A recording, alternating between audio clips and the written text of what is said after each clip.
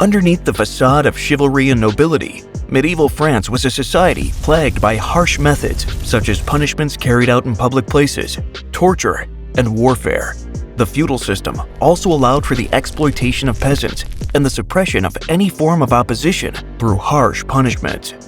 Join us as we journey back in time to explore the grisly world of medieval French justice, where punishment was not just about enforcing laws, but also about instilling fear and asserting power.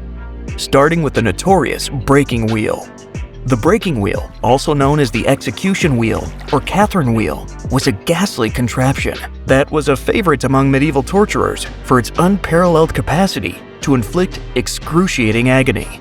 Picture the scene: a bustling town square filled with eager spectators gathered to witness the unsettling spectacle. At its center stands the ominous breaking wheel, a large wooden structure with spokes resembling the arms of a star. Bound to its unforgiving embrace is the unfortunate victim, whose fate is sealed by the executioner's hand. As the executioner steps forward, wielding the heavy iron bar, his grim task begins. Starting with the legs, the iron bar is rained down mercilessly, shattering bones and crushing flesh with each blow. The goal? Not swift death, but prolonged suffering. But the horror doesn't end there. Once the victim's limbs were made useless and their body a canvas of pain, the torture reached its climax.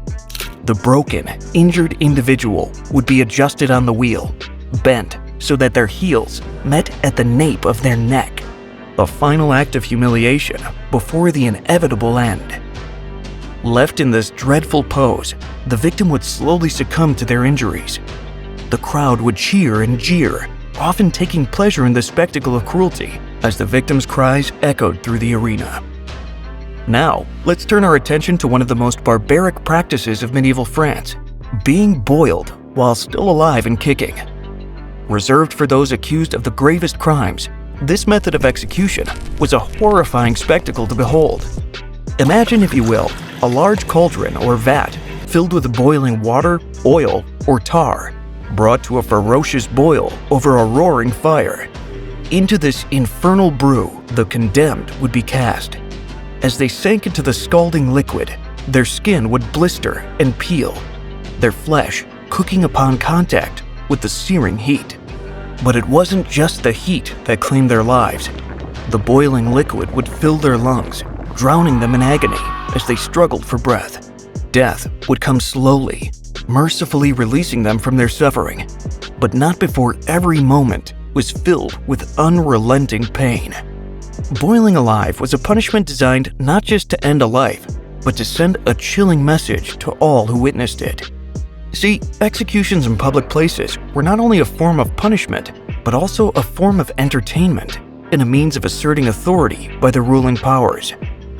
These spectacles were orchestrated primarily to instill fear and obedience in the population and to showcase the consequences of defying the established order. The types of public discipline varied depending on the type of crime committed and the time period, with methods ranging from hanging and beheading to burning at the stake, or even being torn apart by wild animals. Beheading was one of the most common methods of enforcing justice in medieval France, especially for those of noble birth or accused of treason. The condemned would often be brought to a public square or a designated execution site, where a skilled executioner would use a sword or axe to swiftly decapitate them in front of the gathered crowd. This method was considered more merciful compared to other forms of execution. Another frequently used method of punishment in medieval France, particularly for common criminals and those convicted of theft or murder, was hanging. The guilty would be led to the gallows, where a noose would be placed around their neck. Once the trapdoor was released, the accused would drop and their necks would break, leading to a relatively quick death. However, in cases of botched hangings, the unfortunate souls would suffer a slow and agonizing death by strangulation. Burning at the stake was reserved for those accused of witchcraft or other religious offenses in medieval France. The guilty would be tied to a stake and surrounded by bundles of wood or other combustible materials. As the fire was lit, they would endure excruciating pain while slowly being engulfed in flames. This form of execution was particularly gruesome and was often accompanied by cries of agony from the condemned. Next up, we have something called the rack, a chilling relic from medieval France that strikes fear into the hearts of even the bravest souls. This torture device, with its ominous wooden frame and cruel mechanisms, was a staple of the era's justice system. Imagine a wooden frame with ropes, chains, and rollers poised at each end. The victim, helpless and bound, would have their limbs secured to these rollers. Then, with a twist, the torturer would set the rollers in motion, stretching the accused's body. The purpose? Extraction of confessions or punishment for those accused of crimes. With each agonizing turn of the rack, bones would strain and muscles would tear. Limbs threatened dislocation and, in the most horrifying cases, separation. But the true horror of the rack is in the twisted ingenuity of its design. Its adjustable nature allowed torturers to control the level of agony inflicted, prolonging the suffering for as long as desired. Some accounts even speak of victims being left on the rack for hours, days, or even weeks, their bodies twisted and contorted beyond recognition. It's a harrowing testament to the depths of human cruelty and the horrors endured by those unfortunate enough to cross the path of medieval justice in France. Now, if you thought the rack was scary, the Pear of Anguish takes brutality and grotesque to a whole new level. The pear was a vile device, resembling a pear-shaped metal contraption that was the stuff of nightmares. The victim, helpless and bound, would have the torturer insert the pear into the victim's mouth, anus, or vagina. Then, the torturer would slowly turn the screw or key, causing the pear to expand and inflicting excruciating pain on the victim. The sheer cruelty of the pear's design is staggering. Its expansion knew no bounds, tearing through flesh and organs with ruthless efficiency. The result? Significant internal injury, unimaginable pain, and irreversible trauma. The Pear of Anguish wasn't just a tool of torture, it was a weapon of psychological and physical devastation, reserved for those accused of blasphemy, heresy, or other perceived moral offenses. Now let's delve into another gruesome instrument of torture, the heretic's fork. This sinister device, with its simple yet brutal design, was a favored tool of tormentors in medieval France. Imagine a metal rod with two sharp prongs at each end, reminiscent of a devilish fork. The victim, bound and helpless, would have the fork placed under their chin, then strapped to their neck, while the other end was secured to their chest. The intent of the heretic's fork was clear. Any movement of the victim's head would cause the prongs to dig into their throat and chest, inflicting intense pain and preventing them from speaking or swallowing. It was a cruel form of restraint, designed to silence and immobilize the accused. The heretic's fork was often used during interrogations or as a punishment for those accused of unorthodox beliefs or blasphemy.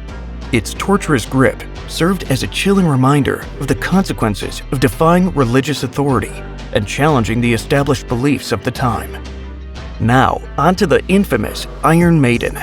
While its exact historical authenticity remains debated, the tales of its use are enough to send shivers down anyone's spine.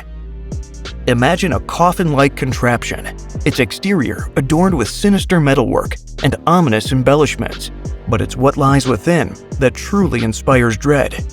The interior lined with rows upon rows of menacing spikes, each one poised to strike with deadly precision. The victim, condemned to face this fate, would be placed inside, the door closed, and slowly impaled by the spikes as it was shut. For some, death would come swiftly. For others, the suffering would be prolonged. Not all of these practices led to death, though. Some were intended to inflict excruciating pain and instill fear in those who witnessed the gruesome punishment. Like branding, for example, a punishment designed not just to inflict physical pain, but to leave an indelible mark of shame upon its victims. In medieval France, branding was a legal sanction administered by authorities or executioners that involved the use of a heated metal like iron on skin. The victim, restrained and helpless, would endure the intense pain as the chosen symbol or mark was seared into their skin. Thieves branded with a damning T, traitors marked with the symbol of their betrayal, The choice of brand varied, but the message was clear. Transgressors would bear their shame for all to see till the end of their days. And apart from the physical torment, they would often be crushed by the weight of social stigma, where their branded status would lead to exclusion, discrimination, and isolation from society. That brings us to the end of our journey today. But the exploration of history's mysteries doesn't end here. Join us in our next adventure as we uncover the bizarre customs of ancient Rome in our video titled Strange But True: Bizarre Roman Customs Exposed. Discover the strange rituals, eccentric traditions, and peculiar habits of one of history's most fascinating civilizations. Thanks for watching. Until next time, stay curious, stay engaged.